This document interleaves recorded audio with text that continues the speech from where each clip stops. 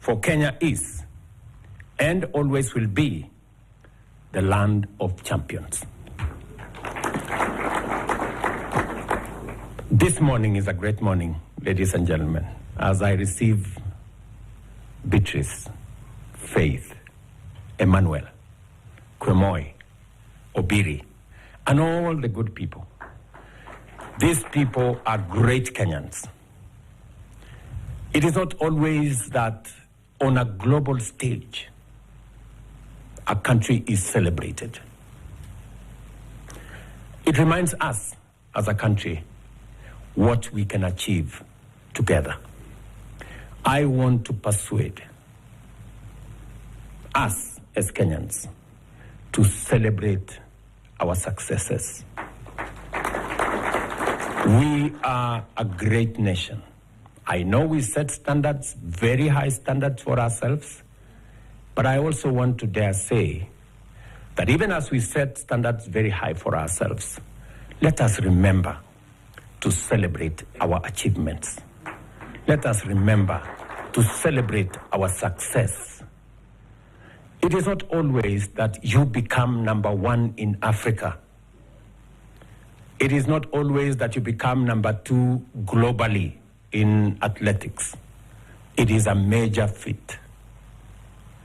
Even as we criticize ourselves, we must remember to celebrate our success so that we don't judge ourselves too harshly and sometimes bring down the spirits of the men and women who do their best, go out of their way, make sacrifices to make our country great. In our midst, we have great men and women. We have Kipchoge Keino here, a legend. Huyu mzee tumpigie makofi jameni. Can we celebrate Kipchoge Keino? Wapi nduru ya huyu mzee jameni, Kipchoge Keino. You know? We have always known Kipchoge Keino. In fact, many people think he is in the league of Vasco da Gama. Because he's part of our history. He's part of what we learned as we grew up. The fact that he's still here in our midst is a great testament of what sports can do to a person. Congratulations, Mzee. And we will continue to celebrate you.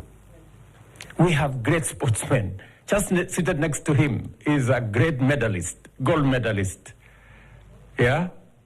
Ezekiel Kemboi. Mpige makofi Ezekiel. You know?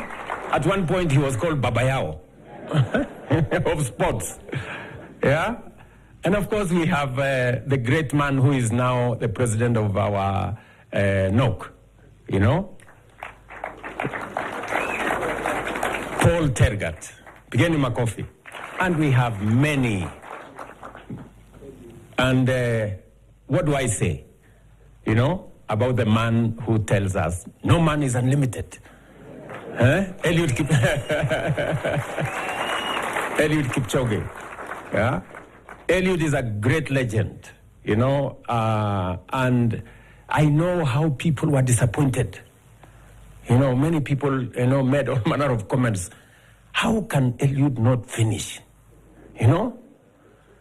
But Eliud, we celebrate you. You have held our flag high. You are a great Kenyan. You are a great legend.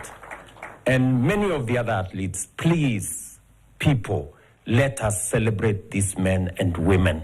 Let us criticize them less. They do a lot. They go out of their way. They make sacrifices to make our flag be flown in capitals around the world. Right? Tafadhali, you know, I know we set for ourselves very high standards, but we must be careful to know that when we are successful, we must remind ourselves to thank God and to celebrate and to appreciate. So I am very happy this morning, really, that these great men and women have brought success to us. They have brought glory to our country. We are celebrating